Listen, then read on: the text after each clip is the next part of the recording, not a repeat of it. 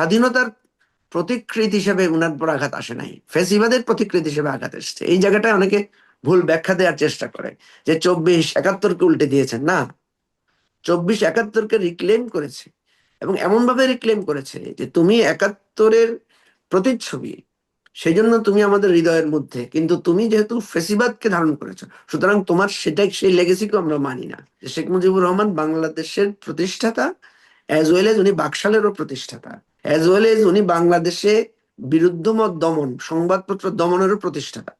ফেসিবাদের মূল উৎস শুরু হয়েছে উনার কাছ থেকে। বিভিন্ন ভিডিওতে কিংবা বিভিন্ন নথিপত্রে কিন্তু আমরা দেখেছি মুক্তিযোদ্ধারা কিন্তু বঙ্গবন্ধুর নাম ধরে স্লোগান করেছে ওই সময়টাতে। বঙ্গবন্ধুর একটা ভূমিকা কিন্তু মুক্তিযুদ্ধে ছিল। আমি আসলে সেই বিতর্কে যাব না। আমি যে প্রশ্নটা আপনার কাছে করতে চাচ্ছিলাম, আমরা সাম্প্রতিক সময়ে দেখছি যে ব্যারিস্টার ফুয়াদ, আপনার দলের নেতা, তিনি মুক্তিযুদ্ধ নিয়ে বেশ কিছু নতুন তথ্য দিচ্ছেন, বেশ কিছু বয়ান দিচ্ছেন। আমার আসলে আপনার কাছে জানার বিষয় যে আপনার অবস্থানটা কি, কিংবা এবি পার্টির অবস্থানটা আসলে কি, মানে। না দেখেন, আমাদের দলে আমরা প্রথম থেকেই বলে এসেছি, বাংলাদেশের এই যে জন্ম, বাংলাদেশের জন্মটা হয়েছে 71 সালের মহান মুক্তিযুদ্ধের মধ্য দিয়ে। আমাকে অনেকে জিজ্ঞেস করেছে যে 71 বড় না 24 বড়। আমি বলছি অবশ্যই 71 বড়, কারণ 71 হচ্ছে আমাদের পিতা বাবা, 71-এর মধ্য দিয়ে আমাদের রাষ্ট্রের জন্ম হয়েছে। আর 24 হচ্ছে আমাদের সন্তান, মানে আপনি 71-কে যদি বাবা ধরেন, 24 হচ্ছে তার সন্তান। সবচেয়ে বড় মিল হচ্ছে দুইটা গণহত্যা, 25শে মার্চের গণহত্যা আর জুলাই গণহত্যা। এই দুটো জিনিস ট্রিগার করেছে এই দুটো পরিপ্রেক্ষিতকে। এই গণহত্যার লেগেসি এত খারাপ, এটার কনসিকুয়েন্সেস এত খারাপ। 24-এ এটা যেটা হয়েছে আপনি দেখবেন, যেটা 71-এ হয় নাই। 24-এ এসে মানুষ, থানা, প্রত্যেকটা থানা আক্রান্ত হয়েছে, প্রত্যেকটা গভর্নমেন্ট এস্টাবলিশমেন্ট আক্রান্ত হয়েছে। ফেসিবাদের চিহ্ন যেখানে যেখানে ছিল সেখানেই মানুষ আঘাত করেছে। এবং আপনি দেখবেন যে 71-এর যে প্রতিচ্ছবি শেখ মুজিবুর রহমানের মধ্য দিয়ে 24-এ এসে সেটা আঘাত পেয়েছে।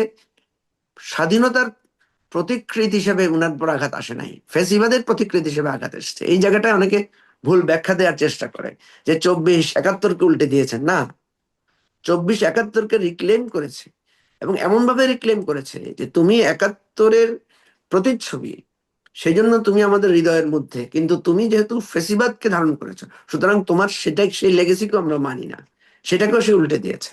সুতরাং ভুল ব্যাখ্যা দিলে এখানে হবে না। শেখ মুজিবুর রহমান 71 যতবার আসবে, মহান মুক্তিযুদ্ধের ইতিহাস যতবার লেখা হবে, ততবার শেখ মুজিবুর রহমানের গৌরবোজ্জ্বল ইতিহাস আমাকে আপনাকে লিখতে হবে।